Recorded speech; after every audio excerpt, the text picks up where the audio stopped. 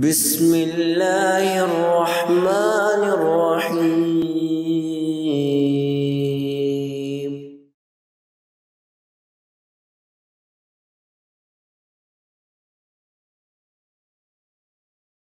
نحمده ونصلي على رسوله الكريم۔ اعوذ باللہ من الشیطان الرجیم۔ بسم اللہ الرحمن الرحیم۔ رب اشرح لي صدری ویسر لي امری واحلل عقدۃ من لسانی یفقہوا قولی۔ آج کا جو ہمارا سیشن ہے وہ سورۃ البقرہ کے حوالے سے ہے۔ اس سے پہلے بہت ترتیب کے ساتھ ہم تعوذ کے بارے میں اور بسملہ اور سورۃ الفاتحہ کے حوالے سے ہم نے سیشنز لیے ہیں اور سیکھا ہے، اور یہ سیکھنے کی کوشش کی ہے کہ اللہ رب العزت نے ہمیں اس کلام پاک کے ذریعے سے کیا پیغام دیا ہے۔ آج کا ہمارا ٹاپک سورۃ البقرہ کے حوالے سے ہے۔ سورۃ البقرہ میں بہت سارے موضوعات زیر بحث آتے ہیں۔ مثال کے طور پر سورۃ البقرہ میں انسانوں کی قسمیں بیان کی گئی ہیں۔ انشاءاللہ کبھی وقت ملا تو اس کے بارے میں تفصیل سے بات ہوگی۔ اسی طرح سے سورۃ البقرہ میں اللہ تعالیٰ نے اسلام کے جو مختلف درجات ہیں ان کو بھی بیان کیا ہے۔ آج کا جو ہمارا ٹاپک ہے وہ سورۃ البقرہ سے ہی ماخوذ ہے، سورۃ البقرہ سے ہی اس کو میں نے سلیکٹ کیا ہے، اور وہ یہ ہے کہ ہدایت کے راستے میں رکاوٹیں۔ سورۃ البقرہ کے آغاز میں اللہ رب العزت نے ہمیں یہ سکھا دیا ہے اور بتا دیا ہے ھدی للمتقین، ذالک الکتاب لا ریب فیہ ھدی للمتقین۔ یہ وہ کتاب ہے کہ جس میں کوئی شک و شبہ والا علم نہیں پایا جاتا۔ جیسا کہ میں نے آپ سے پہلے بھی عرض کیا تھا کہ وہ علم جو اللہ رب العزت کی طرف سے آتا ہے وہ پرفیکٹ ترین نالج یا علم ہم کہہ سکتے ہیں۔ اس میں کوئی شک و شبہ نہیں ہے، اس میں کوئی ایرر نہیں ہے۔ اس کے مقابلے میں وہ علم جو انسان خود اپنی محنت سے حاصل کرتے ہیں، یا یہ کہ وہ خود اپنے نالج کو جب کنسٹرکٹ کرتے ہیں تو اس میں ایررز بھی ہو سکتی ہیں، اس میں شکوک اور شبہات بھی پائے جاتے ہیں۔ تو اللہ رب العزت نے اس سورت کے آغاز میں ہی ہماری اس دعا کے جواب میں ہمیں سکھا دیا ہے کہ اگر ہم اللہ رب العزت سے سورۃ الفاتحہ میں ہدایت مانگتے ہیں تو یہ کلام پاک ہمارے لیے ہدایت ہے، ھدی للمتقین۔ لیکن شرط یہ لگائی ہے کہ یہ ہدایت اللہ تعالیٰ کے فرما برداروں کے لیے ہے۔ متقین تقوی سے ہے، اور تقوی کا مطلب ہے کہ ہر وہ کام کیا جائے جس کے کرنے کا اللہ تعالیٰ نے حکم دیا ہے، اور ہر اس کام سے اپنے آپ کو باز رکھا جائے جس کے کرنے سے اللہ تعالیٰ نے روکا ہے۔ تو ہمیں یہ پتہ ہونا چاہیے، ایک بات ہمیں جان لینی چاہیے، یقین کر لینا چاہیے کہ اللہ رب العزت ہمارے لیے ہدایت کو پسند کرتے ہیں، اور اللہ رب العزت ہمارے لیے ہدایت چاہتے ہیں۔ یہی وجہ ہے کہ اللہ رب العزت نے ہم پر واجب قرار دیا ہے، ہمارے اوپر یہ فرض ہے کہ دن میں 32 دفعہ جب ہم اپنی نمازیں پڑھتے ہیں تو ہر رکعت میں ہم اللہ رب العزت سے یہ دعا ضرور کرتے ہیں، اہدنا الصراط المستقیم، اور یہ دعا ہم نماز کے آغاز میں ہی کر لیتے ہیں۔ یعنی اس سے آپ اس کی اہمیت کا اندازہ لگائیے۔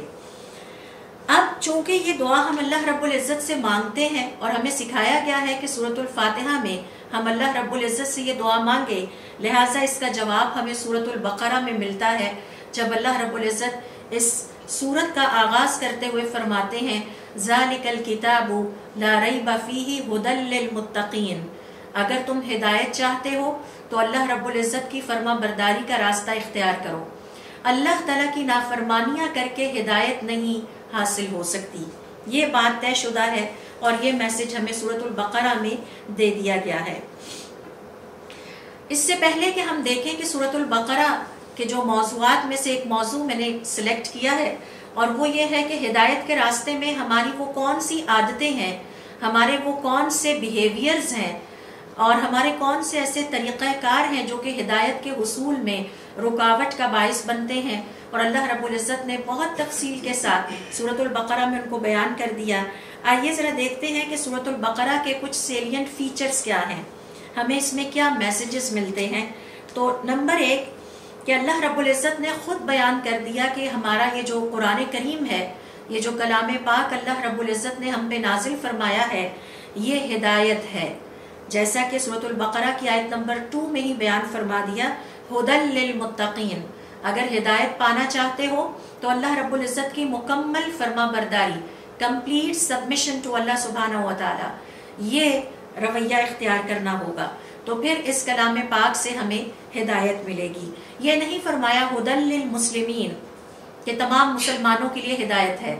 یہ صرف ان لوگوں کے لیے ہدایت کا باعث بنے گا، انہیں ہدایت عطا کی جائے گی جو اللہ رب العزت کے مکمل فرما بردار ہیں۔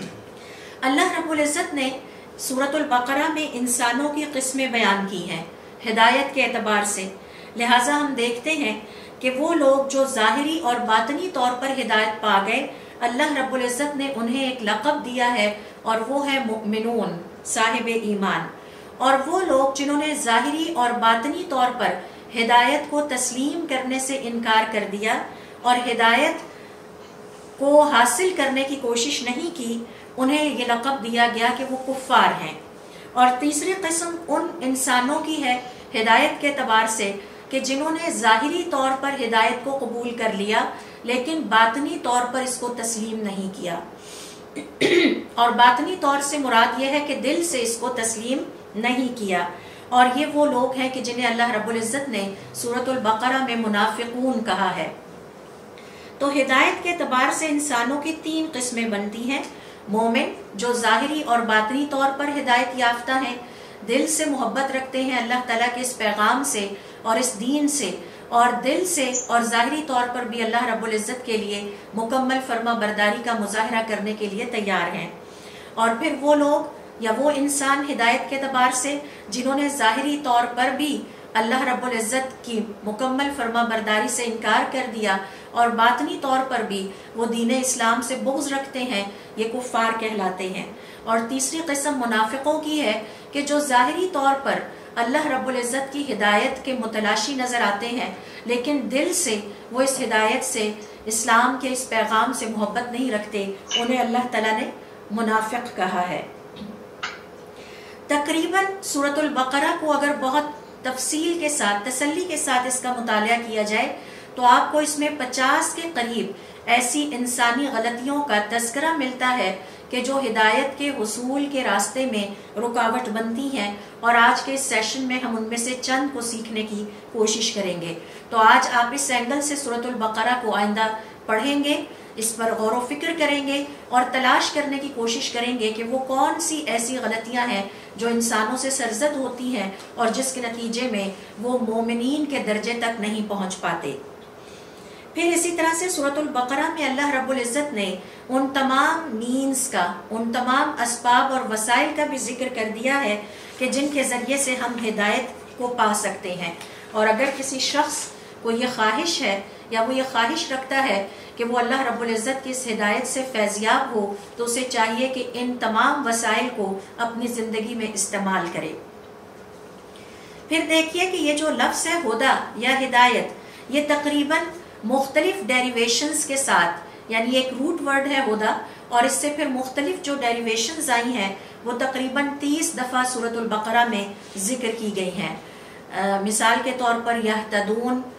لا یہدی، یہدی بھی اسی سے ہے، تو 30 دفعہ اللہ رب العزت نے ہدایت کا ذکر سورۃ البقرہ میں فرمایا ہے۔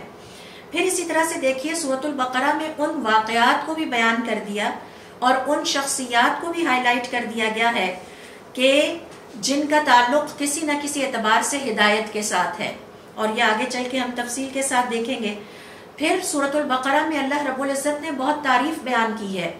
ان انسانوں کی جو اپنی زندگی میں ہدایت پا گئے، اور پھر ان کا بھی ذکر فرمایا کہ جو اپنی زندگی میں ہدایت سے محروم رہ گئے، اور دونوں کے انجام کے بارے میں بھی ہمیں خبردار کر دیا تاکہ اب ہمارے پاس آپشن ہے، ہمارے پاس چوائس ہے کہ ہم کن لوگوں کے راستے پر چلنا چاہتے ہیں۔ کیا ہم ان لوگوں کے راستے پہ چلنا چاہتے ہیں جو کہ ہدایت پا گئے اور جن کا انجام بہترین ہوا اور جن کی تعریف خود اللہ رب العزت نے اپنے کلام پاک میں کی، یا یہ کہ ان لوگوں کے راستے پر جو ہدایت سے منہ موڑے رہے اور ساری زندگی ہدایت کے راستے پر چلنے کی انہیں توفیق نہ ملی، اور اللہ رب العزت نے ان کو قرآن کریم میں بہت ہی برے الفاظ میں یاد کیا ہے اور اپنی ناپسندیدگی کا اور اپنے غضب کا اظہار ان کے لیے کیا، اور ان کا انجام بھی اچھا نہیں ہوا۔ اسی طرح سے سورۃ البقرہ کی ایک اور حوالے سے بھی اہمیت ہے، ایک اور ایسپیکٹ اس کا بہت امپورٹنٹ ہے کہ اس میں ان تمام اسباب اور نیکی کے کاموں کا بھی ذکر کر دیا گیا ہے کہ جنہیں اگر ہم اپنی زندگی میں شامل کر لیں تو اللہ رب العزت سے امید کی جاتی ہے کہ ہمارے لیے ہدایت کا حصول آسان ہو جائے گا. اور یہ نیکی کے مختلف کام بھی ذکر کر دیے گئے ہیں سورۃ البقرہ میں. تو یہ سارے پوائنٹس آپ سے شیئر کرنے کا مقصد یہ ہے کہ آئندہ جب کبھی آپ سورۃ البقرہ کی تلاوت کریں یا اس کے ساتھ کچھ وقت گزاریں تو اس انداز سے اور ان اینگل سے اس کو اسٹڈی کرنے کی کوشش کریں. اب ہم آتے ہیں اپنے آج کے موضوع کی طرف، اور وہ یہ ہے کہ سورۃ البقرہ میں وہ کون سی ایسی انسانی غلطیوں کا ذکر کیا گیا ہے کہ جو ہدایت کے حصول میں رکاوٹ بنتی ہیں. تو اس میں دیکھیے سب سے پہلی چیز جس کا ذکر سورۃ البقرہ کے آغاز میں کر دیا گیا ہے وہ ہے دلوں اور کانوں پر مہر کا لگ جانا، سیل کر دیا جانا، بند کر دیا جانا کسی چیز کا. اللہ رب العزت نے سورۃ البقرہ کی آیت نمبر 7 میں ان کفار کے بارے میں کہ جو ہدایت کو ظاہری اور باطنی دونوں انداز سے ریفیوز کر رہے ہیں اور انہیں اس پہ کوئی دلچسپی نہیں کہ وہ ہدایت کو حاصل کریں،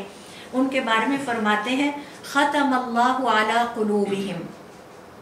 اللہ تعالیٰ نے مہر لگا دی، سیل کر دیا یعنی بند کر دیا ان کے دلوں کو. اب ان کے دل ہدایت کو پا ہی نہیں سکتے.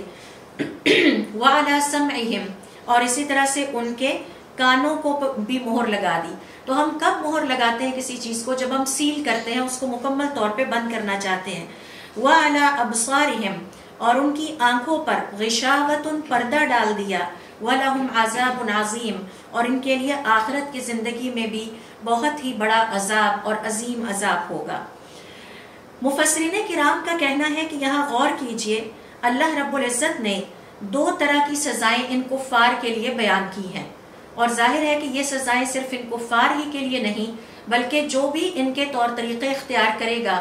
جو بھی اللہ رب العزت کی نافرمانی کے راستے پر چلے گا، اس کے لیے دنیا اور آخرت کی یہ 2 سزائیں ہیں. دنیا کی سزا کیا ہے؟ and their hearts have been sealed، ان کے دلوں پر مہر لگا دی گئی اور ان کے کانوں پر بھی اور ان کی نگاہوں پر پردے ڈال دیے. یہ سزا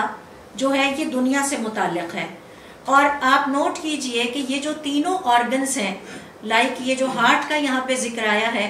کانوں کا ذکر آیا ہے اور نگاہوں کا ذکر آیا ہے، تو یہ دراصل علم کے حصول کے ذرائع ہیں. انسان جن ذرائع سے علم حاصل کرتا ہے وہ اس کا دل ہے، وہ اس کی کان ہے اور وہ اس کی نگاہیں ہیں.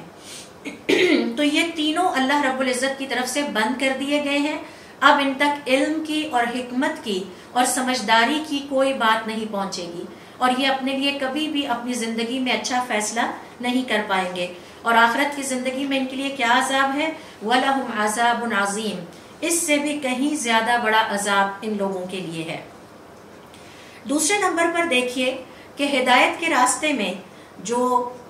چیز رکاوٹ بنتی ہے وہ ہے الغشاوۃ علی الابصار، نگاہوں پر پردہ ڈال دیا جانا. سورۃ البقرہ کی آیت نمبر 7 میں وعلی ابصارہم غشاوہ، اور اب ان کی نگاہوں پر پردہ ڈال دیا گیا ہے. لہٰذا اب یہ وہ علم حاصل نہیں کر سکتے جو ان کو فائدہ پہنچائے، اور کسی طرح بھی یہ خیر کی بات تک نہیں پہنچ سکتے، اور علم اور خیر کی باتوں کے راستے اب ان پر بند ہو چکے ہیں. لہٰذا نہ انہیں علم کی امید ہے، نہ ہی اب ان سے کسی قسم کی خیر کی امید ہے. تو یہ انسان کی آنکھوں پہ پردہ پڑ جانا، اس کے دل کو بند کر دیا جانا اور اس کے کانوں کا بند ہو جانا. اور کانوں کے بند ہو جانے کا مطلب فزیکل سینس میں نہیں ہے، اس کا مطلب یہ ہے کہ کانوں کو اس مقصد کے لیے استعمال نہ کر پانا جس مقصد کے لیے یہ کان اللہ تعالیٰ نے ہمیں عطا کیے تھے. دل کو اس مقصد کے لیے اپنی دنیا اور آخرت کے فائدے کے فیصلے کرنے کے لیے استعمال نہ کر پانا جس مقصد کے لیے اللہ رب العزت نے یہ دل ہمیں عطا کیا تھا. پھر تیسرے نمبر پر اسی طرح سے دیکھیے اللہ رب العزت نے ایک اور رکاوٹ کا ذکر کیا ہے کہ جو ہدایت کے حصول میں رکاوٹ بنتی ہے وہ ہے مرض القلوب، دلوں کا بیمار ہو جانا. اور اللہ رب العزت نے اس کا ذکر منافقین کے کانٹیکسٹ میں کیا ہے کہ یہ جو منافق ہیں جنہوں نے باطن کے طور پر ہدایت کو قبول نہیں کیا، صرف ظاہری طور پر ہدایت قبول کر رکھی ہے اپنے اس ایمان نہ لانے کی وجہ سے، اور وہ جو دھوکہ اللہ کو دے رہے ہیں اور مومنوں کو دے رہے ہیں اس کی وجہ سے ان کے دل بیمار پڑ گئے ہیں۔ تو صحت مند دل کا رسپانس اور طرح سے ہوتا ہے اور بیمار دل کا رسپانس اور طرح سے ہوتا ہے۔ اور یہاں پہ میں اس فرق کو انتہائی پریسائسلی بیان کرنے کے لیے حضرت عثمان رضی اللہ تعالیٰ عنہ کی مثال آپ لوگوں سے شیئر کروں گی کہ جب ان سے سوال کیا گیا کہ آپ اتنی زیادہ قرآن کریم کی تلاوت کرتے ہیں، کیا آپ اس سے بور نہیں ہوتے؟ تو انہوں نے جواب دیا، اگر تمہارے دل پاکیزہ اور سلامت ہوتے تو تمہارا دل کبھی اللہ کے کلام سے نہ بھرتا۔ تو یہ جو بوریت محسوس ہوتی ہے انسان کو عبادت کرتے ہوئے، قرآن کریم کی تلاوت کرتے ہوئے، دین پر عمل کرنے کی وجہ سے، یہ دراصل اس بات کی نشانی ہے کہ دل بیمار ہے، دل سلامت نہیں ہے۔ اور اس کے حوالے سے سورۃ البقرہ کی آیت نمبر 10 میں اللہ رب العزت نے منافقین کے اس وصف کو بیان کرتے ہوئے فرمایا، کیونکہ ان کا باطن صاف نہیں ہے، ان کا باطن صحت مند نہیں ہے، ان کا باطن پاکیزہ نہیں ہے، فرمایا فی قلوبہم مرض، یہ دل سے اس لیے نہیں اسلام پر ایمان لاتے، نہ ہدایت کے راستے کو اپناتے ہیں، کیونکہ ان کے دل بیمار ہیں۔ فزادہم اللہ مرضا، تو اللہ تعالیٰ نے ان کے دل کی بیماری کو بڑھا دیا ہے۔ یہ دل کی بیماری کیا ہے؟ دل بیمار ہوتے ہیں جب دل میں شرک کے لیے محبت پائی جاتی ہے اور توحید کے لیے محبت نہیں ہوتی۔ دل کی بیماری کی نشانی یہ ہے کہ انسان اللہ رب العزت کی نافرمانی پر مسرت اور خوشی محسوس کرے اور اللہ تعالیٰ کی فرما برداری پر اسے گھٹن محسوس ہو۔ اللہ تعالیٰ کی فرما برداری کرنے کو دل نہ چاہے، لیکن اللہ تعالیٰ کی نافرمانیاں زندگی میں ہوتی رہیں اور اس پر اسے کوئی پریشانی نہ ہو۔ تو یہ منافقت کی علامت ہے۔ یہی وجہ ہے کہ اللہ رب العزت نے اس رکاوٹ کا ذکر کرتے ہوئے اسے منافقین کے کانٹیکسٹ میں ذکر کیا ہے۔ چوتھے نمبر پر دیکھیے کہ ایک اور رویہ جو ہدایت کے حصول میں رکاوٹ کا باعث بنتا ہے وہ ہے گمراہی کو ہدایت پر ترجیح دینا، اور یہ بھی منافقین کے زمرے میں اللہ رب العزت نے اس کو بیان کیا ہے۔ سورۃ البقرہ کی آیت نمبر 16 دیکھیے، اولئک الذین اشتروا الضلالۃ، یہ جو منافقین ہیں ان کی ایک نشانی یہ ہے، اور یہ وہ لوگ ہیں جو ہدایت سے بہت دور ہیں، ہدایت کو نہیں پا سکتے۔ ان کی نشانی یہ ہے کہ یہ گمراہی کو ہدایت پر ترجیح دیتے ہیں۔ فما ربحت تجارتہم، تو ہر وہ شخص جو اللہ رب العزت کی طرف سے عطا کردہ ہدایت پر گمراہی کو ترجیح دیتا ہے، اللہ تعالیٰ کی فرما برداری پر نافرمانی کو ترجیح دیتا ہے اور اپنی زندگی اللہ رب العزت کی نافرمانی کے ساتھ گزارنا چاہتا ہے، وہ ہدایت سے محروم کر دیا جاتا ہے۔ اسی سورۃ البقرہ کی آیت نمبر 16 کے اینڈ پہ اللہ تعالیٰ فرماتے ہیں وَمَا كَانُوا مُهْتَدِينَ، یہی وجہ ہے انہیں ہدایت عطا نہیں ہوئی۔ تو ہر وہ انسان جو ہدایت کو گمراہی کو ہدایت پر ترجیح دے اور اللہ رب العزت کی نافرمانیوں کے ساتھ زندگی بسر کرتا رہے، کیونکہ اسے گمراہی پسند ہے اور اسے ہدایت اچھی نہیں لگتی، وَمَا كَانُوا مُهْتَدِينَ، تو یہ کیسے ہدایت پاتے؟ تو یہ وہ چوتھی رکاوٹ ہے جو ہدایت کے حصول میں جو ہے وہ رکاوٹ کا باعث بنتی ہے۔ یہ چوتھا رویہ ہے انسانوں کا، اور انسانوں کی غلطی ہے کہ اگر وہ اس کا ارتکاب اپنی زندگی میں کرتے ہیں تو وہ پھر ہدایت کیسے پا سکتے ہیں۔ 5ویں نمبر پر دیکھیے الفسق، اللہ تعالیٰ کی نافرمانیاں، اور اللہ رب العزت نے یہاں پر مثال بیان کی ہے اس قوم کی کہ جنہیں ہدایت عطا کر دی گئی، یعنی ایک وقت تھا انہیں کھلی کلیئر ہر بات پتہ چل گئی، اور انہیں یہ بھی پتہ چل گیا، یہ علم بھی حاصل ہو گیا کہ یہ اللہ رب العزت کی طرف سے حق ہے جو دین ان کے پاس بھیجا گیا ہے، لیکن اس کے کچھ عرصے کے بعد وہ دوبارہ گمراہی کے راستے پر آ گئے اور اپنی جو نافرمانیاں وہ اللہ تعالیٰ کی کرتے تھے اس کی وجہ سے وہ اس پر اعتراض کرنے لگے۔ اور یہاں پر دیکھیے سورۃ البقرہ کی آیت نمبر 26 جس میں اللہ رب العزت نے ان لوگوں کا رویہ بیان کرتے ہوئے فرمایا فَيَقُولُونَ مَاذَا أَرَادَ اللَّهُ بِهَذَا مَثَلًا يُضِلُّ بِهِ كَثِيرًا وَيَهْدِي بِهِ كَثِيرًا وَمَا يُضِلُّ بِهِ إِلَّا الْفَاسِقِينَ، یہ جو اللہ تعالیٰ کا کلام ہے جو کہ ہدایت ہے، سراسر ہدایت ہے، اس سے وہی لوگ گمراہ ہوتے ہیں جو اللہ تعالیٰ کی نافرمانیاں کرنے والے ہوتے ہیں۔ یہی وجہ ہے کہ ہمارے صالحین کہا کرتے تھے، ابو یحییٰ ابن معاذ رحمۃ اللہ علیہ فرماتے تھے، یہ نہ دیکھو کہ جو تم نافرمانی کر رہے ہو یہ اللہ تعالیٰ کی چھوٹی نافرمانی ہے یا بڑی ہے، بلکہ یہ دیکھو کہ تمہارے والد آدم علیہ السلام نے اللہ تعالیٰ کی صرف ایک ہی نافرمانی کی اور اس کے نتیجے میں انہیں جنت سے محروم ہونا پڑا۔ اور پھر یہ دیکھو کہ جس ہستی کی تم نافرمانی کر رہے ہو وہ کس قدر عظمت والی ہستی ہے، اس کے ہمارے اوپر احسانات کتنے زیادہ ہیں، کیا ہم اس کا حق ادا کرتے ہیں اگر ہم اس کی نافرمانیاں اپنی زندگی میں جاری رکھیں؟ تو یہ جو اللہ رب العزت کی نافرمانیاں ہوتی ہیں اس کا ایک نتیجہ یہ نکلتا ہے کہ ایسے نافرمان لوگ اللہ رب العزت کی ہدایت سے محروم کر دیے جاتے ہیں۔ 6 نمبر پر دیکھیے، اللہ رب العزت نے سورۃ البقرہ میں تفصیل کے ساتھ بیان کیا ہے کہ تکبر، اور تکبر کی بدترین قسم یہ ہے کہ اللہ رب العزت کے حق میں تکبر کا مظاہرہ کیا جائے، اور اللہ رب العزت کے حق میں تکبر کا مظاہرہ کرنے سے مراد یہ ہے کہ اللہ رب العزت کی نافرمانی کی جائے۔ اور اس کے لیے بدترین تکبر کی مثال دیتے ہوئے اللہ رب العزت نے ہمارے سامنے ابلیس کی مثال بیان کی ہے کہ جب اسے آدم علیہ السلام کو سجدہ کرنے کو کہا گیا تو اس نے یہ سجدہ کرنے سے انکار کر دیا۔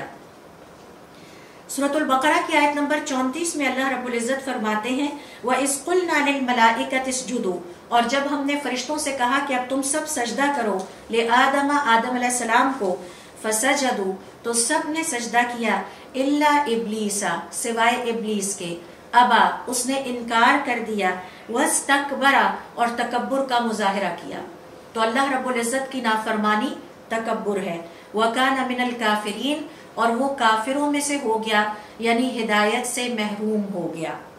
تو یہ جو تکبر ہے اپنی تمام تر اقسام کے ساتھ، جس میں سے بدترین تکبر اللہ رب العزت کے حق میں تکبر ہے، اور اس کے بعد انسانوں کے حق میں تکبر ہے۔ تکبر کرنے والا انسان اللہ رب العزت کی طرف سے ہدایت سے محروم کر دیا جاتا ہے۔ تو اگر ہم چاہتے ہیں کہ ہم اللہ رب العزت کی ہدایت کو پا سکیں تو ہمیں اس تکبر کو اپنی زندگی سے نکالنا ہوگا۔ نہ تو ہمیں یہ اجازت ہے کہ ہم اللہ رب العزت کے حق میں تکبر کریں، اور نہ ہی ہمیں یہ اجازت ہے کہ ہم انسانوں کے حق میں تکبر کا مظاہرہ کریں۔ اللہ رب العزت کو تکبر کرنا پسند نہیں ہے۔ 7ویں نمبر پر دیکھیے، وہ انسانوں کی غلطی کہ جس کے نتیجے میں وہ اللہ رب العزت کی نازل کردہ اس ہدایت سے محروم ہو جاتے ہیں، وہ ہے شیطان کے نقش قدم کی پیروی۔ اور اللہ رب العزت نے انتہائی تفصیل کے ساتھ سورۃ البقرہ میں حضرت آدم علیہ السلام اور ان کی بیوی کا ذکر کر دیا کہ جب انہوں نے اللہ تعالیٰ کے حکم کو ماننے کی بجائے شیطان کے نقش قدم کی پیروی کی، اور شیطان ان دونوں کو پھسلانے میں اور اللہ رب العزت کی حکم عدولی کرانے پر تیار کر لیا، اور انہوں نے اللہ رب العزت کی دونوں نے شیطان کے کہنے میں آ کے نافرمانی کر ڈالی، تو اس کا نتیجہ یہ نکلا کہ دونوں کو جنت سے نکال دیا گیا۔ اور اس کا ذکر اللہ رب العزت نے سورۃ البقرہ کی آیت نمبر 36 میں فرمایا ہے، فَأَزَلَّهُمَا الشَّيْطَانُ، تو ان دونوں کو بہکا لیا شیطان نے۔ حالانکہ اللہ رب العزت نے بھی انہیں ایک حکم دیا تھا، لیکن وہ شیطان کے کہنے اور وسوسے میں آ گئے۔ عنہا فَأَخْرَجَهُمَا مِمَّا كَانَا فِيهِ، تو ان کو نکلنا پڑا اس جنت میں سے جس میں وہ دونوں رہ رہے تھے۔ وَقُلْنَا اهْبِطُوا، اور پھر ہم نے انہیں بتا دیا کہ اب تم اتر جاؤ، بَعْضُكُمْ لِبَعْضٍ عَدُوٌّ، اب تم دونوں آپس میں دشمن ہو، یعنی انسان کا دشمن، بنی آدم کا دشمن شیطان ہے، اور شیطان کا دشمن بنی آدم ہے۔ 8ویں نمبر پر دیکھیے، اللہ رب العزت نے سورۃ البقرہ میں ایک اور انسان سے سرزد ہونے والی غلطی کا ذکر کیا ہے جو ہدایت کے حصول میں رکاوٹ کا باعث بنتی ہے، اور وہ ہے الکفر والتکذیب بالآیات، اللہ رب العزت کی آیات کا کفر کرنا اور ان کو جھٹلانا۔ جیسا کہ اللہ رب العزت نے بیان کیا ہے سورۃ البقرہ میں، اور اس کے لیے دیکھیے سورۃ البقرہ کی آیت نمبر 41، اور پھر یہ پچھلی آیت بھی آپ اسی طرح سے دیکھیے 36 بھی، کہ اللہ رب العزت نے بیان کر دیا جب وہاں سے بنی آدم کو اتارا جنت سے اور شیطان کو بھی، اور دونوں کو بتا دیا کہ اب آپ دونوں آپس میں ایک دوسرے کے دشمن ہیں، اور اس دن سے لے کے آج تک شیطان ہمارے ساتھ دشمنی ہی کے مظاہرے کر رہا ہے، اور شیطان کی پوری کوشش ہے کہ بنی آدم کو ہدایت کے راستے سے ہٹایا جائے۔ تو اللہ رب العزت نے فرمایا فَإِمَّا يَأْتِيَنَّكُم مِّنِّي هُدًى، اب جب تم زمین پر پہنچ جاؤ گے تو تمہارے پاس میری طرف سے ہدایت والا کلام آئے گا۔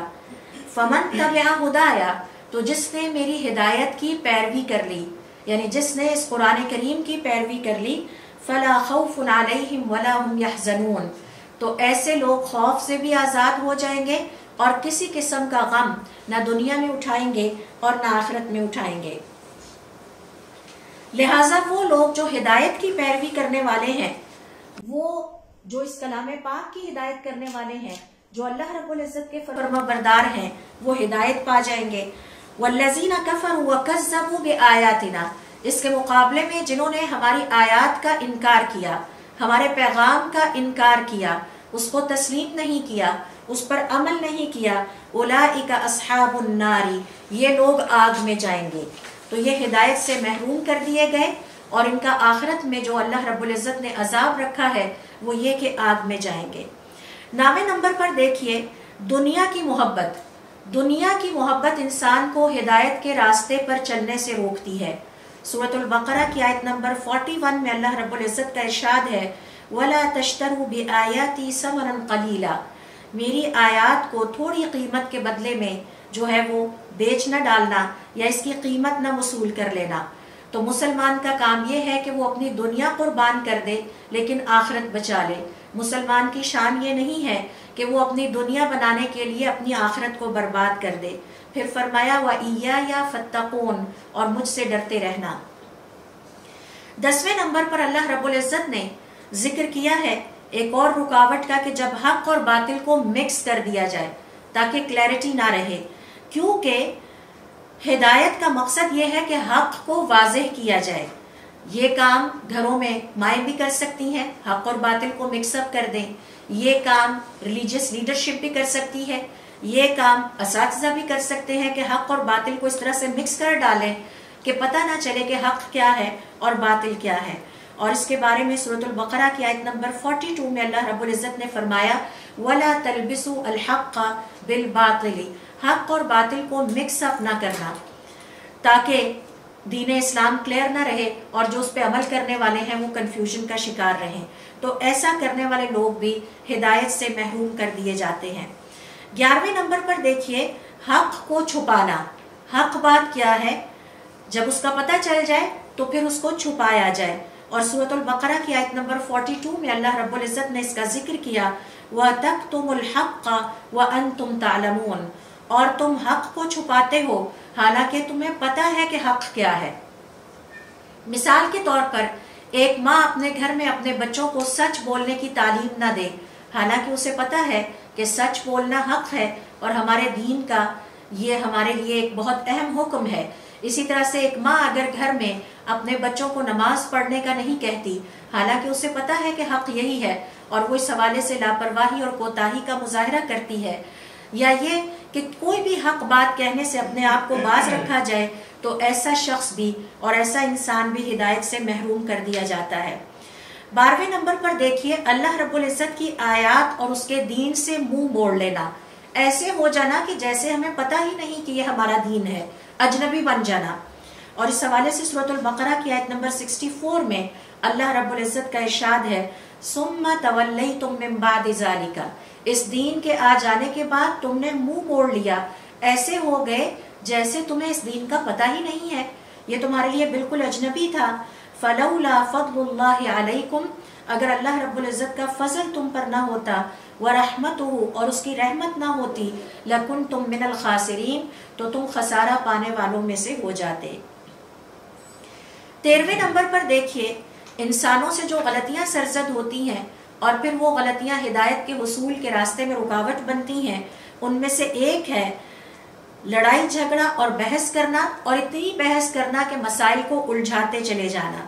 اور اس کے لیے بہت تفصیل کے ساتھ بنی اسرائیل کا ایک اہم ترین قصہ سورۃ البقرہ میں ذکر کیا گیا ہے کہ جب اللہ رب العزت نے حضرت موسیٰ علیہ السلام کے ذریعے اس قوم کو حکم دیا کہ وہ گائے ذبح کریں، تو اب انہیں چاہیے تھا کہ وہ آسان رکھتے چیزوں کو، اٹھ کے گائے ذبح کر دیتے، اور حالانکہ ان کے پاس گائے بھی بہت تھیں، لیکن انہوں نے آگے سے سوالات کرنے شروع کیے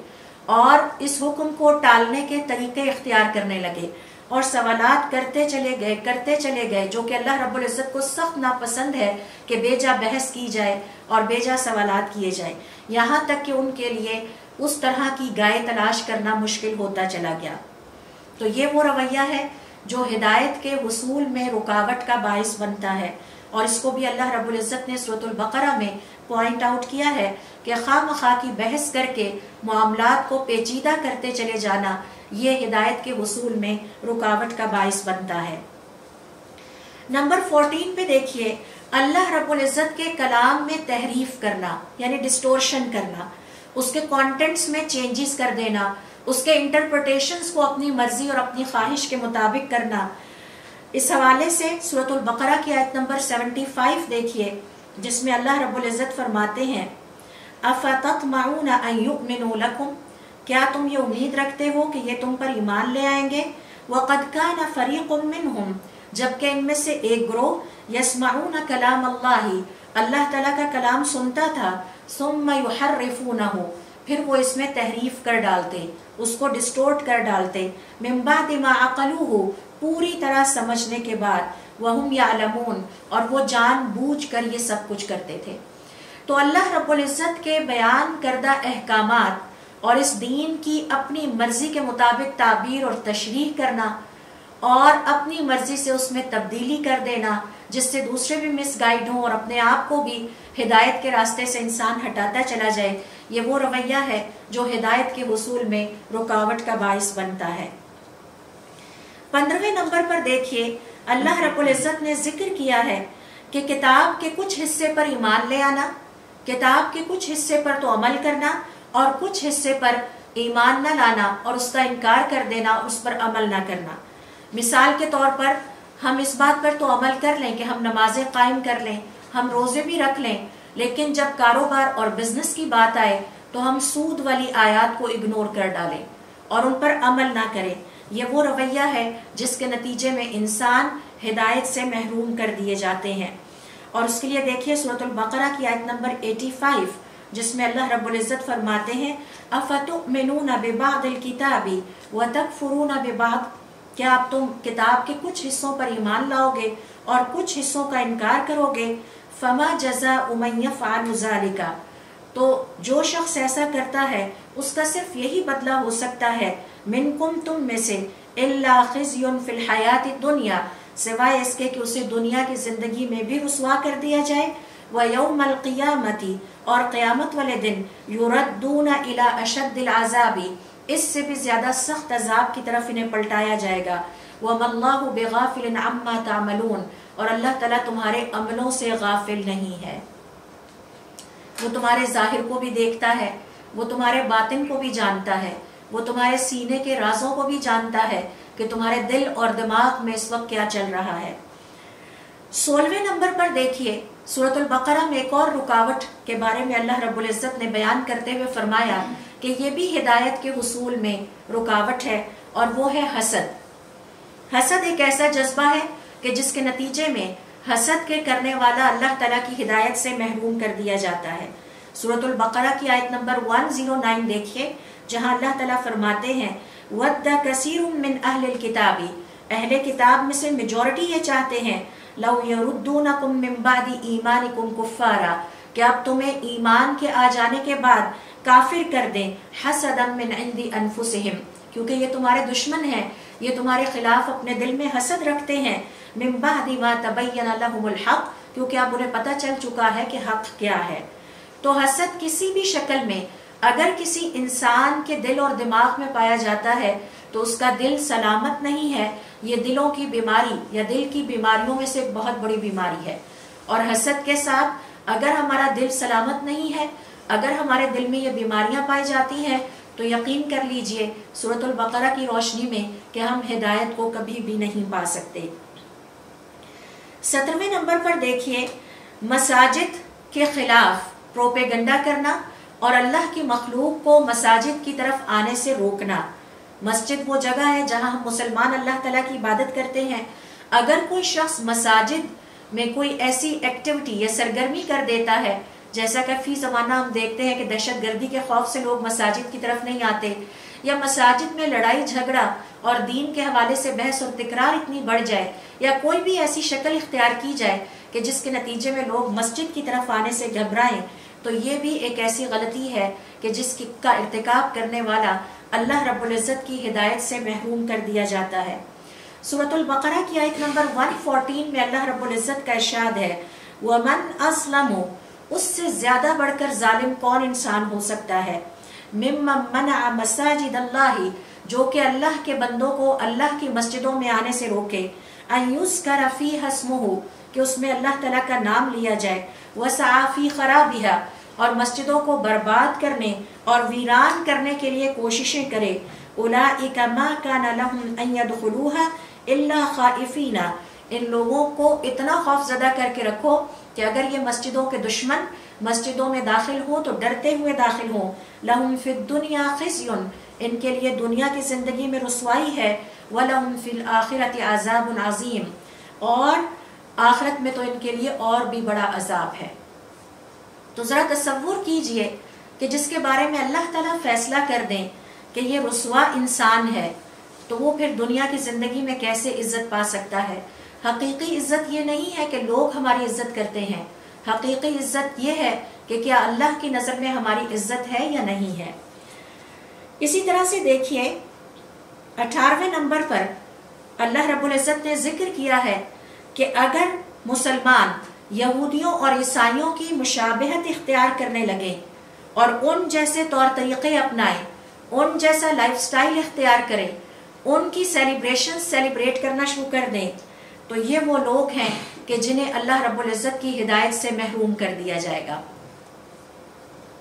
سورۃ البقرہ کی آیت نمبر 120 میں اللہ رب العزت نے اس کا ذکر کیا ہے، وَلَن تَرْضَ عَنْكَ الْيَهُودُ وَلَا النَّصَارَى، اور یہ یہودی اور عیسائی تم سے کبھی راضی نہیں ہوں گے، حَتَّى تَتَّبِعَ مِلَّتَهُمْ، یہاں تک کہ تم ان کے طور طریقوں کی پیروی کرنا شروع کر دو۔ قُلْ إِنَّ هُدَى اللَّهِ هُوَ الْهُدَى، انہیں بتا دیجئے کہ اللہ کی ہدایت اصل میں ہدایت ہے۔ وَلَئِنِ اتَّبَعْتَ أَهْوَاءَهُمْ، اب اگر آپ نے اس ہدایت کے آ جانے کے بعد ان یہودیوں اور عیسائیوں کے لائف سٹائل، ان کے طور طریقے، ان کی سیلیبریشنز، ان جیسے لباس، ان جیسے ایٹیکیٹس اور مینرز اپنائے، مَا لَكَ مِنَ اللَّهِ مِن وَلِيٍّ وَلَا نَصِيرٍ، تو پھر یاد رکھیے کہ اللہ کے مقابلے میں آپ کا کوئی مددگار نہیں ہوگا اور آپ کا کوئی دوست اور کارساز بھی نہیں ہوگا۔ تو یہودیوں اور عیسائیوں کی مشابہت اختیار کرنا، یہودیوں اور عیسائیوں کے طور طریقے اختیار کرنا، ان جیسے لباس پہننا، ان جیسے نام رکھنا، ان جیسے لائف سٹائل اپنانا اور ان جیسی سیلیبریشنز میں حصہ لینا اور سیلیبریٹ کرنا اور ان کے کلچر کو پروموٹ کرنا، اس کے مقابلے میں اللہ رب العزت کا اعلان ہے کہ پھر اس کے بعد اللہ تعالیٰ تمہارا مددگار اور تمہارا کارساز نہیں ہوگا۔ 19ویں نمبر پر دیکھیے اللہ رب العزت نے یہاں انسانوں سے سرزد ہونے والی ایک اور غلطی کا ذکر کیا ہے جو کہ ہدایت کے حصول کے راستے میں رکاوٹ بنتی ہے، اور اس کا ذکر بھی سورۃ البقرہ میں فرما دیا۔ سورۃ البقرہ کی آیت نمبر 137 دیکھیے، اس سے پچھلی آیت میں اللہ رب العزت نے یہ اعلان کر دیا کہ تم میں سے جو کوئی بھی یہودیوں اور عیسائیوں کے طور طریقے اپنائے گا، جنہیں اللہ تعالیٰ نے سورۃ الفاتحہ میں مغضوب علیہم اور الضالین کہا ہے، ان کا ذکر کرنے کے بعد فرمایا کہ پھر تمہارا اللہ مددگار نہیں ہوگا، نہ دنیا کی زندگی میں نہ آخرت کی زندگی میں۔ تو 19ویں نمبر پر اس چیز کا ذکر کیا کہ جس کسی نے صحابہ کرام کے طور طریقوں، ان کے لائف سٹائل سے منہ موڑا، وہ بھی ہدایت کو نہیں پا سکتے۔ اور اس کے لیے دیکھیے سورۃ البقرہ کی آیت نمبر 137، فَإِنْ آمَنُوا، اب اگر یہ بھی ایمان لے آتے، بِمِثْلِ مَا آمَنْتُمْ بِهِ، جیسا کہ تم اے صحابہ کرام اور حضور اکرم صلی اللہ علیہ وسلم کے ساتھیوں ایمان لائے ہو، تو سٹینڈرڈ کیا ہے، آبجیکٹیو کیا ہے کہ ہمارا ایمان صحابہ کرام کے ایمان جیسا ہو، ہماری محبت اپنے دین سے صحابہ کرام کی محبت جیسی ہو، ہمارا لائف سٹائل صحابہ کرام رضوان اللہ علیہم اجمعین جیسا ہو، فَقَدْ اهْتَدَوْا، تو یہ بھی ہدایت پا جاتے۔ تو اے محمد صلی اللہ علیہ وسلم کے ساتھیوں، اگر یہ بھی اس طرح ایمان لے آتے جس طرح کا ایمان تم لائے ہو فقد اہتدوا تو یہ ہدایت کو پا جاتے. وَإِن تَوَلَّوْا اب اگر تمہارے طور طریقوں سے یعنی حضور اکرم صلی اللہ علیہ وسلم کے ساتھیوں کے طور طریقوں سے انہوں نے منہ موڑا فَإِنَّمَا هُمْ فِي شِقَاقٍ تو اب یہ اپنے لیے بدقسمتی اور بدبختی کا راستہ اپنائے ہوئے ہیں. فَسَيَكْفِيكَهُمُ اللَّهُ تو تم غم نہ کرنا تمہارے لیے اللہ ہی کافی ہے. تو یہ ہے 19ویں نمبر پر بیان کردہ سورۃ البقرہ میں انسانوں کی وہ غلطی جس کے نتیجے میں وہ اللہ رب العزت کی ہدایت سے قرآن کریم کی تلاوت کرنے کے باوجود محروم کر دیے جاتے ہیں. 20ویں نمبر پر دیکھیے جس غلطی کا ذکر کیا گیا ہے وہ ہے ناعقلی یا کم عقلی، اور اس کو عربی زبان میں سفیہ کہا جاتا ہے. اور سفیہ یا کم عقل انسان کی ڈیفینیشن یہ ہے کہ جو اپنے نفس کی مصلحت کے خلاف فیصلے کرنے والا ہو. مثال کے طور پر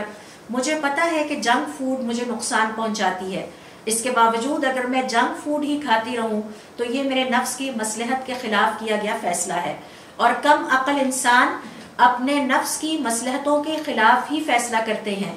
کم عقل انسان کی سب سے بڑی نشانی یہ ہے کہ وہ اپنی زندگی میں اللہ رب العزت کی نافرمانی کے راستے کو اپناتے ہیں اور فرما برداری کے راستے کو نہیں اپناتے.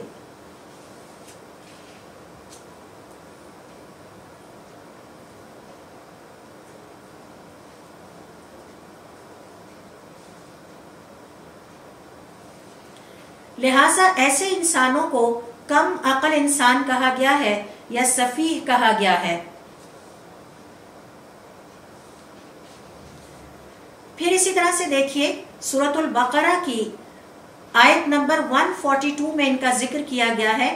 جہاں پر اللہ رب العزت فرماتے ہیں سَيَقُولُ السُّفَهَاءُ مِنَ النَّاسِ اب یہ جو کم عقل لوگ ہیں یہ فوراً پکار اٹھیں گے مَا وَلَّاهُمْ عَنْ قِبْلَتِهِمْ یہ جب تحویل قبلہ کا حکم آیا تو بجائے اس کے کہ اس کی حکمتوں پر غور کریں، بجائے اس کو سمجھنے کی کوشش کریں یا تھوڑا وقت لیں، فوراً ریئیکٹ نہ کریں بلکہ کسی سے پوچھ ہی لیں اگر سمجھ میں نہیں آتا تو فوراً پکار اٹھیں گے کہ کس نے ان کو اس قبلے سے روک دیا جس کی طرف یہ پہلے بھی منہ کر کے نماز پڑھتے تھے. ان سے کہہ دیجئے قُلْ لِلَّهِ الْمَشْرِقُ وَالْمَغْرِبُ اللہ کے لیے مشرق اور مغرب ہے. تو یہ جو کم عقل انسان ہیں یہ ظاہری طور پر چیزوں کو دیکھتے ہیں، وہ اس حقیقت کو نہیں سمجھ سکتے کہ اصل میں اہمیت قبلے کی نہیں ہے، اصل میں اہمیت اللہ رب العزت کے حکم کی ہے اور اہمیت اللہ رب العزت کی فرما برداری کی ہے. مشرق اور مغرب اہمیت نہیں رکھتے کہ ہم یہ ضد لگا کے بیٹھ جائیں کہ پہلے ہم مشرق کی طرف منہ کر کے نماز پڑھتے تھے لہٰذا اب بھی ہم مشرق کی طرف منہ کر کے نماز پڑھیں گے. تو یہ کم عقلی کی نشانی ہے کہ یہ ہمیشہ اپنی نفس کی مصلحت کے خلاف فیصلے کرتے ہیں، ایسے فیصلے کرتے ہیں جس سے ان کے نفس کو دنیا اور آخرت میں نقصان پہنچے. پھر اسی طرح سے دیکھیے 21ویں نمبر پر سورۃ البقرہ میں ذکر کیا گیا کہ علم کو چھپانا. جب علم اللہ رب العزت کی طرف سے آ جائے تو پھر اس کو چھپایا جائے کیونکہ یہ علم ہمیں ہدایت تک لے کر جاتا ہے اور اس کے چھپانے سے ہم ہدایت سے محروم کر دیے جاتے ہیں. سورۃ البقرہ کی آیت نمبر 159 میں اللہ رب العزت کا ارشاد ہے ان الذین یکتمون ما انزلنا من البینات بے شک وہ لوگ جو چھپاتے ہیں ہماری واضح نشانیوں اور احکام کو والہدی اور ہدایت کے پیغام کو من بعد ما بیناہ للناس فی الکتاب اس کے بعد کہ ہم نے ان کو واضح طور پر اپنی کتاب میں بیان کر دیا. اولئک یہی وہ لوگ ہیں یلعنہم اللہ جن پر اللہ تعالیٰ لعنت کرتا ہے وَيَلْعَنُهُمُ اللَّاعِنُونَ اور لعنت کرنے والے لعنت کرتے ہیں. 22ویں نمبر پر دیکھیے اللہ کے علاوہ دوسری چیزوں سے اس طرح محبت کرنا جیسا کہ اللہ سے محبت کرنی چاہیے تھی. ہماری محبتوں کی اگر فہرست بنائی جائے تو اس میں سر فہرست جو محبت ہونی چاہیے وہ اللہ سے محبت ہے. اللہ سے محبت کے بعد باقی محبتوں کا نمبر آتا ہے. مثال کے طور پر اللہ رب العزت کا حق ہم پر سب سے پہلے ہے، اس کے بعد ہمیں اپنے والدین سے محبت ہوتی ہے، اللہ کے بعد والدین کا حق ہے، اس کے بعد پھر ہمیں اپنے عزیزوں اقارب رشتہ داروں سے رشتوں کے مطابق محبت ہوتی ہے. تو یہ ساری ہماری محبتیں ہیں. لیکن جب ہم اللہ کی محبت کو پس پش ڈالتے ہیں، اللہ کی محبت ہماری لسٹ میں سے نکل جاتی ہے اور باقی محبتیں اللہ کی محبت پر غالب آ جاتی ہیں تو پھر ایسے انسان بھی ہدایت کی نعمت سے محروم کر دیے جاتے ہیں۔ سورۃ البقرہ کی آیت نمبر 165 میں اللہ رب العزت کا ارشاد ہے وَمِنَ النَّاسِ اور لوگوں میں سے کچھ ایسے بھی ہیں مَن يَتَّخِذُ مِن دُونِ اللَّهِ أَندَادًا جو اللہ کو چھوڑ کر دوسروں کو اللہ کا شریک بنا لیتے ہیں، محبت میں شریک بنا لیتے ہیں، خوش کرنے میں شریک بنا لیتے ہیں، یحبونہم پھر ان سے اس طرح محبت کرتے ہیں کحب اللہ جیسی کہ انہیں اللہ سے محبت کرنی چاہیے تھی، والذین آمنوا اس کے مقابلے میں مومن، جیسا کہ میں نے آپ سے ذکر کیا کہ سورۃ البقرہ میں انسانوں کی قسمیں بیان کی گئی ہیں، تو مومنوں کی محبت کا ذکر کرتے ہوئے اللہ تعالیٰ فرماتے ہیں والذین آمنوا اس کے مقابلے میں جو ایمان والے ہوتے ہیں اشد حبا للہ وہ صرف اللہ سے محبت رکھنے والے ہوتے ہیں اور بڑی شدید محبت کرتے ہیں۔ کیسی محبت؟ اللہ رب العزت نے حضرت ابراہیم علیہ السلام کو آزمانا چاہا کہ وہ اپنے رب سے زیادہ محبت کرتے ہیں یا اپنے بیٹے سے محبت کرتے ہیں۔ حضرت ابراہیم علیہ السلام نے ہر موقع پہ یہ ثابت کیا کہ وہ اللہ رب العزت سے شدید محبت رکھتے ہیں اور اس کے لیے اپنی باقی محبتیں قربان کرنے کو تیار ہیں۔ یہی مثالیں صحابہ کرام رضوان اللہ علیہم اجمعین نے قائم کی۔ تو اللہ رب العزت یہاں سورۃ البقرہ کی آیت نمبر 165 میں اپنے صاحب ایمان بندوں کی محبت کی تعریف کرتے ہوئے بیان فرما رہے ہیں والذین آمنوا اور جو ایمان والے ہوتے ہیں اشد حبا للہ ان کی محبت اللہ کے لیے بڑی شدید ہوتی ہے، وَلَوْ يَرَى الَّذِينَ ظَلَمُوا اور پھر کیا منظر ہوگا جب ظلم کرنے والے یعنی جو اللہ کو چھوڑ کر اور چیزوں سے محبت کرنے والے تھے اِذْ يَرَوْنَ الْعَذَابَ جب وہ عذاب کو اپنی آنکھوں کے سامنے دیکھ لیں گے أَنَّ الْقُوَّةَ لِلَّهِ جَمِيعًا پھر انہیں پتہ چلے گا کہ ہر طرح کی قوت تو صرف اللہ کے ہاتھ میں تھی، قوت کے خزانے اللہ کے ہاتھ میں تھے، میرا مال میری قوت یا میری سٹرینتھ نہیں تھا جس کی خاطر میں نے اپنے رب کو ناراض کیا، میرے بیٹے یا میری اولاد میری قوت یا سٹرینتھ نہیں تھے۔ مومن کی سٹرینتھ اور قوت اس کی اپنے رب سے محبت میں ہوتی ہے، مال اور دنیا کے اسباب میں نہیں ہوتی۔ وَأَنَّ اللَّهَ شَدِيدُ الْعَذَابِ پھر اس دن انہیں پتہ چلے گا کہ اللہ رب العزت کا عذاب کس قدر سخت ہے۔ تو اللہ کو چھوڑ کر دنیا کی باقی ساز و سامان مال و اسباب سے محبت رکھنا اور اللہ تعالیٰ کی محبت کو اگنور کر دینا، پس پش ڈال دینا ہدایت کے حصول کے راستے میں رکاوٹ بنتا ہے۔ اسی طرح سے سورۃ البقرہ کی آیت نمبر 168 میں اللہ رب العزت نے ذکر کیا ہے کہ شیطان کے نقش قدم کی پیروی کرنے والا ہدایت سے محروم کر دیا جاتا ہے۔ اللہ رب العزت کا ارشاد ہے یا ایھا الناس اے لوگو کلوا مما فی الارض حلالا طیبا جو کچھ زمین میں اللہ تعالیٰ نے تمہارے لیے پاکیزہ رزق رکھا ہے اسے کھاؤ، ولا تتبعوا خطوات الشیطان اور اپنے باپ آدم علیہ السلام کی طرح شیطان کی نقش قدم کی پیروی نہ کرنا، انہ لکم عدو مبین وہ تمہارا بہت بڑا دشمن ہے، تمہیں ہدایت کے رستے سے ہٹانا چاہتا ہے۔ 24ویں نمبر پر دیکھیے انتھی تقلید، اندھا دھند پیروی کرنا، بغیر سوچے سمجھے ہر وہ کام کرنے چل پڑنا جو تمام لوگ کرتے ہیں، اور اس کا نتیجہ یہ نکلتا ہے کہ انسان کچھ مخصوص طور طریقوں کے عادی ہو جاتے ہیں اور وہ کبھی یہ بھی نہیں سوچتے کہ یہ سب کچھ لاجیکل بھی ہے یا نہیں، جو کچھ ہم کر رہے ہیں یہ لاجیکل ہے یا نہیں۔ مثال کے طور پر حضرت ابراہیم علیہ السلام کی قوم بتوں کی پیروی کرتی تھی اور عرصے سے انہیں عادت تھی، اپنے باپ دادا کو بھی یہی دیکھتے آئے تھے کہ وہ ان بتوں کی پیروی کرتے ہیں، اور جب حضرت ابراہیم علیہ السلام نے انہیں خدا کی عبادت کی دعوت دی تو انہیں بہت حیرت ہوئی اور وہ حضرت ابراہیم علیہ السلام کے دشمن ہو گئے، اور کبھی بھی لاجیکلی یہ نہیں سوچا۔ حضرت ابراہیم علیہ السلام نے لاجیکلی اپنی قوم کو یہ ثابت کر کے بتایا کہ یہ بت جن کی تم پوجا کرتے ہو یہ تو اپنے آپ کو بھی نہیں بچا سکتے، تو یہ تمہیں کیا فائدہ پہنچائیں گے، لیکن اس کے باوجود اندھا دھند اختلاف میں وہ قوم پڑی رہی اور اندھا دھند پیروی کرتی رہی اور حضرت ابراہیم علیہ السلام کے بتائے ہوئے پیغام پر انہوں نے کان نہیں دھرا۔ اس حوالے سے سورۃ البقرہ کی آیت نمبر 170 دیکھیے جس میں اللہ رب العزت اس بہت بڑی خرابی کا ذکر کرتے ہیں جو انسانوں میں پائی جاتی ہے۔ اور جب ان سے کہا جاتا ہے پیروی کرو اس کی، اس ہدایت کی جو اللہ رب العزت نے تمہاری طرف نازل فرمائی ہے، قالو تو یہ کہتے ہیں نہیں، بل نتبع ما الفینا علیہ آباءنا، ہم تو وہی سب کچھ کریں گے جو ہمارے باپ دادا کرتے آئے ہیں۔ اولو کان آباؤہم لا یعقلون شیئا ولا یہتدون، ان سے پوچھو کیا باوجود اس کے کہ تمہارے والدین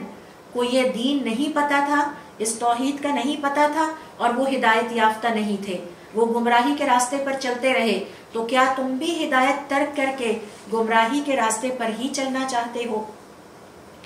25ویں نمبر پر دیکھیے ایک اور غلطی جو کہ انسانوں کو ہدایت سے محروم کر دیتی ہے، اور اس کا ذکر اللہ رب العزت نے قرآن کریم میں کیا ہے،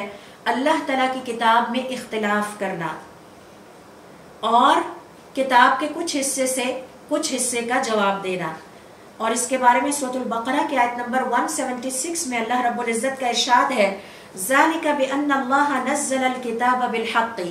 یہ اس لیے ہے کہ اللہ تعالیٰ نے اس کتاب کو حق کے ساتھ نازل فرمایا، وَإِنَّ الَّذِينَ اخْتَلَفُوا فِي الْكِتَابِ، لہٰذا جو لوگ کتاب میں اختلاف کرتے ہیں، لَفِي شِقَاقٍ بَعِيدٍ، یہ بہت ہی گہری اور زبردست قسم کی بدبختی کے راستے پر چل رہے ہیں۔ کتاب میں اختلاف کرنے سے مراد کیا ہے؟ اپنی مرضی سے اس کی تشریح اور تعبیر کرنا، جیسے مثال کے طور پر قرآن کریم میں ایک جگہ آیا ہے کہ کھاؤ اور پیو، تو ایک خاتون کہنے لگی کہ دیکھیے روزے کا حکم کہاں ہے، قرآن کریم تو کہتا ہے کھاؤ اور پیو۔ تو یہ اپنی مرضی کی قرآن کریم سے دلائل اکٹھے کرنا یہ اللہ رب العزت کو پسند نہیں ہے، اور پھر یہ ہدایت کے راستے میں رکاوٹ بھی بنتا ہے۔ اسی طرح سے 26ویں نمبر پر دیکھیے کہ باطل پر لڑتے جھگڑتے رہنا، باطل کو اپنی دلیل بنا کر اس کے لیے لڑنا جھگڑنا۔ سورۃ البقرہ کی آیت نمبر 204 میں اللہ رب العزت نے انسانوں کے اندر پائی جانے والی اس خرابی، اس غلطی اور کجی کا اظہار کیا ہے۔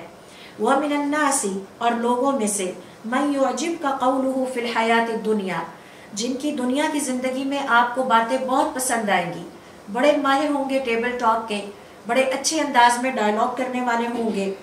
وَيُشْهِدُ اللَّهُ عَلَى مَا فِي قَلْبِهِ، اور جو کچھ ان کے دل میں ہے اس پر اللہ کو گواہ ٹھہرائیں گے دوسروں کو قائل کرنے کے لیے۔ وَهُوَ أَلَدُّ الْخِصَامِ، حالانکہ وہ انتہائی جھگڑالو انسان ہوں گے۔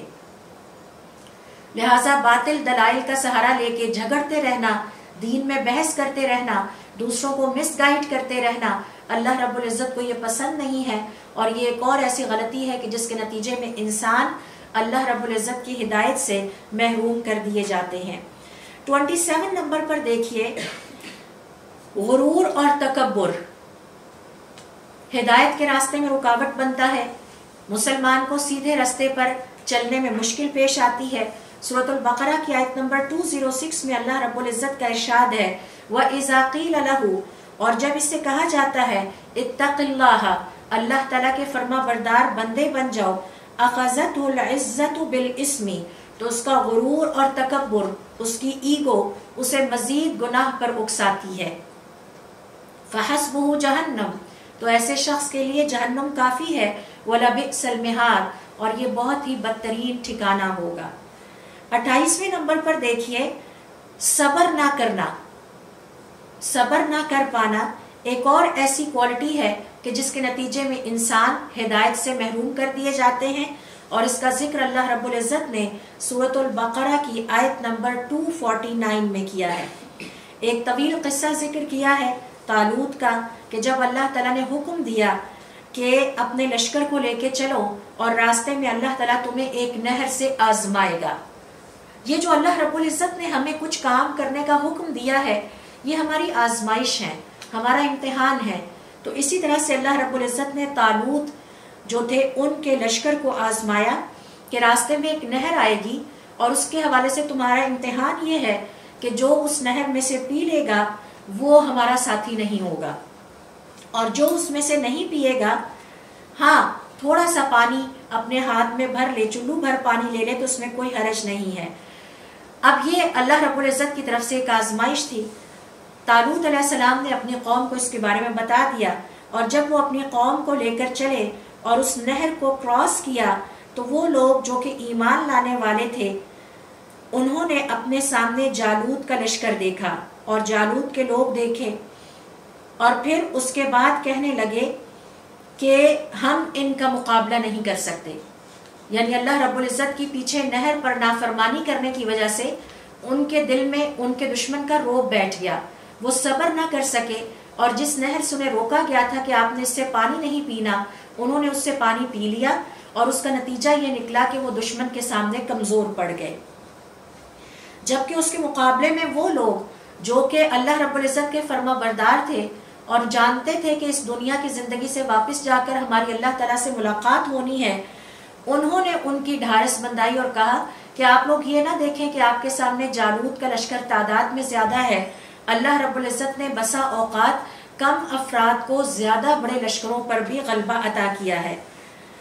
اور پھر ان کو تاکید کی، واللہ مع الصابرین، صبر کے ساتھ آگے بڑھتے رہیں، اللہ کی فرما برداری پر لگے رہیں، اللہ تعالیٰ آپ کا ساتھ دے گا. تو ہدایت ان کو عطا ہوتی ہے جو صبر کرنے والے ہوتے ہیں، اور صبر کی 2-3 قسمیں ہیں. اللہ رب العزت کی فرما برداری پر صبر کرنا،